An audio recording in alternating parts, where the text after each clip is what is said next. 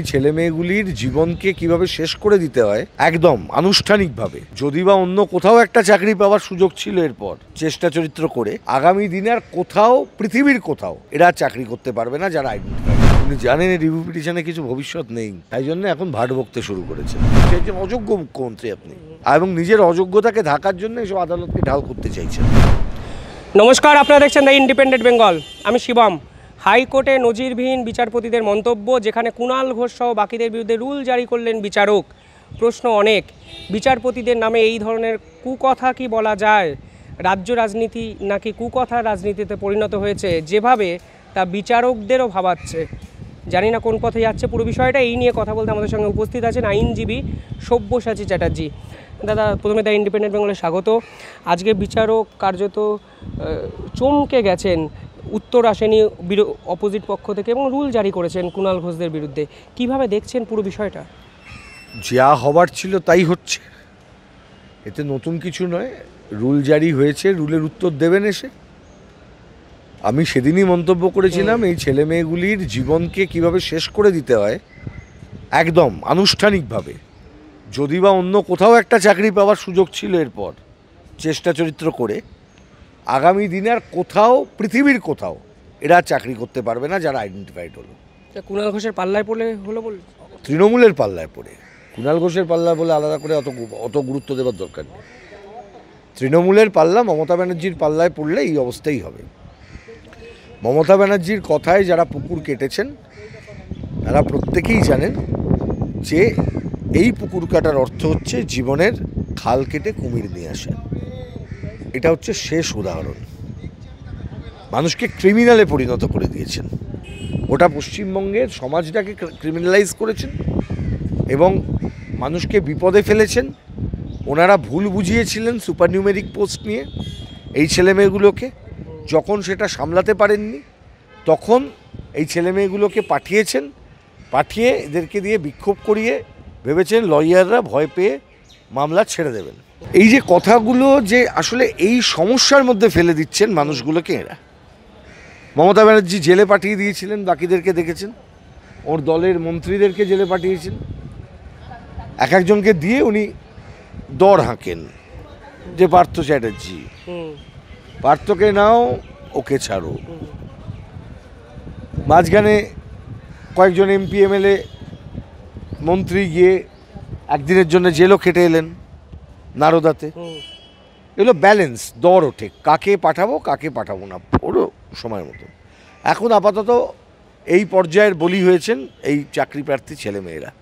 কিন্তু এটা তো বাস্তব যে কুণাল ঘোষ সেদিনই একটা প্রেস কনফারেন্স করেন, কোন আইনজীবী কত টাকা ফিস নেন, কেন নেন, পুরো বিষয়টা একটা অদ্ভুত জায়গায় গেল। বললাম যে যিনি প্রেস কনফারেন্স করেছেন তাকে নিয়ে এত কিছু কথা বলার নেই। কনফারেন্সে মেরিটটা বোঝার চেষ্টা করুন। কি ব্যক্তি, কি বলেন, কি করেন সেটা আমরা সবাই জানি। আমি তো তোমাকেই বলেছিলাম যে একজন ব্যক্তি যিনি, যে মানুষ তাকে রাজনীতিতে নিয়ে এলেন, যে মানুষ তাকে এমপি বানালেন, তার সম্পর্কে যিনি এই ধরনের কথা বলতে পারেন। আমরা বলছি মমতা ব্যানার্জিকে খুব মেনে নিলাম, আমরা বিরোধী দল করি, আমরা সিপিআইএম করি, আমরা ওনার বিরুদ্ধে কথা বলবো, এটা স্বাভাবিক।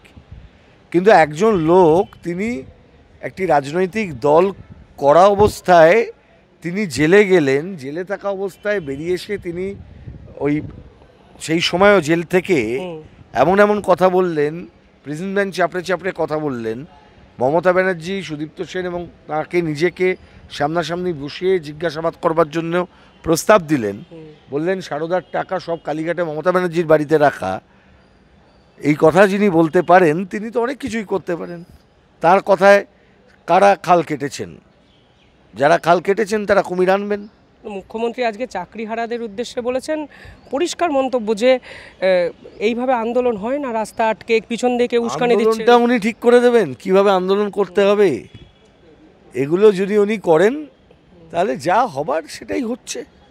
এখন আন্দোলনকারী ছাত্রছাত্রীদেরকে, আন্দোলনকারী শিক্ষকদেরকে, আন্দোলনকারী চাকরিহারাদেরকে তাদেরই সিদ্ধান্ত নিতে হবে। আমি যার জন্যে বলেছিলাম যে যখন এই দেখবেন এই ধর্নায় বসবো, আদালতের কাছে গিয়ে পারমিশন চাই। আরে কে আদালত? রাস্তা আদালতের নয়, রাস্তা জনগণের।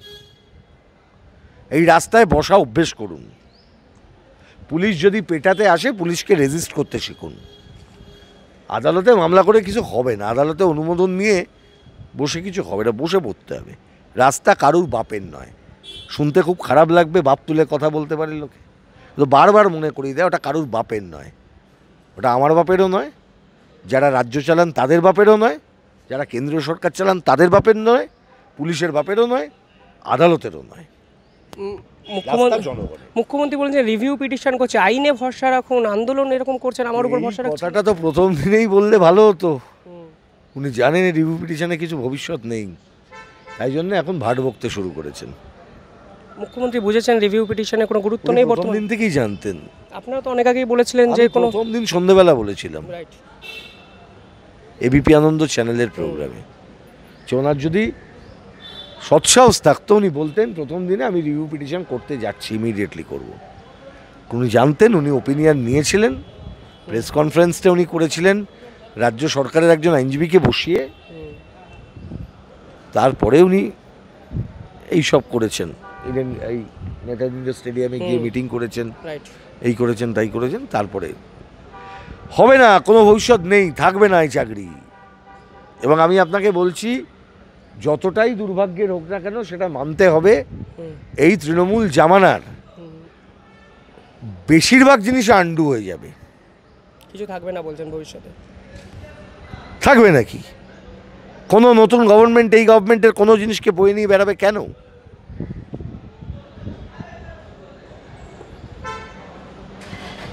কেন বয়ে নিয়ে বেড়াবে বলুন তো? আপনি পরীক্ষা নিলেন এমনভাবে, দুর্নীতি স্পন্সর করলেন, চুরি হলো, চাকরি বিক্রি হলো, আপনার শিক্ষামন্ত্রী জেলে পড়ছে, ওজন কমে গেছে। কি কথা একসময় পার্থ চ্যাটার্জির মনে আছে, বড় বড় লেকচার, একে জেলে পুড়ে দাও, ওকে এই করে দাও, নিজেই জেলে আছেন, বেরোবেন বলে তো আমার এখনো মনে হচ্ছে না। তা আপনি এমন একটা পরিস্থিতি তৈরি করলেন, তারপর আপনি বলছেন যে এটা আমাদের কোনো দায় নেই। হতে পারে আপনি একজন অযোগ্য মুখ্যমন্ত্রী, আপনি এবং নিজের অযোগ্যতাকে ঢাকার জন্য এসব আদালতকে ঢাল করতে চাইছেন। লাভ নেই কিছু, কিচ্ছু লাভ নেই। এবং বরঞ্চ বাকি যা আছে সেগুলো সব লাইনে আছে, যেগুলো যেগুলো ধরা পড়বে সব যাবে। সত্যি তো, ছোটবেলায় কবিতা পড়েছিলাম, রাস্তা কারোর একার নয়। সব্যসাচী দাস সেই স্মৃতিচারণ করে বুঝিয়ে দিলেন যে রাস্তা মমতা ব্যানার্জি তৈরি করেছে, মমতা ব্যানার্জিকে তৈরি করেছে, আন্দোলনের মাধ্যমে তৈরি হয়েছে, যা মুখ্যমন্ত্রী যে বলেছে একদম স্বাধীনতার পর থেকে, স্বাধীনতার আগে থেকে ধারাবাহিকভাবে আন্দোলনের রাস্তা মমতা ব্যানার্জি তৈরি করে। বহু মানুষের কি আন্দোলনের রাস্তা? কারখানা ভাঙাটাকে আন্দোলন বলবে? মমতা ব্যানার্জি কারখানা ভেঙেছিলেন, চাকরি খেয়েছিলেন, চাকরির সম্ভাবনা নষ্ট করেছিলেন, কারণ নিজের চাকরিটা যাতে হয় রাজনীতি করে মুখ্যমন্ত্রী হব। আবার মমতা ব্যানার্জিকে নিয়ে এত কথা, মানে রাস্তাটাকে ব্যবহার করেছেন বলতে চাইছেন সব্যসাচী দা। পরবর্তীকালে সরকার ঠিক করে দিচ্ছে কারা রাস্তায় আন্দোলন করবে, কারা করবে না। চাকরিহারাদের ভাগ্যে জুটেছে পুলিশি নোটিশ। সব মিলিয়ে তাজ্জব কলকাতা হাইকোর্ট। দেখতে থাকুন দ্য ইন্ডিপেন্ডেন্ট বেঙ্গল। কমেন্টে জানাবেন আপনারা কী ভাবছেন। ধন্যবাদ।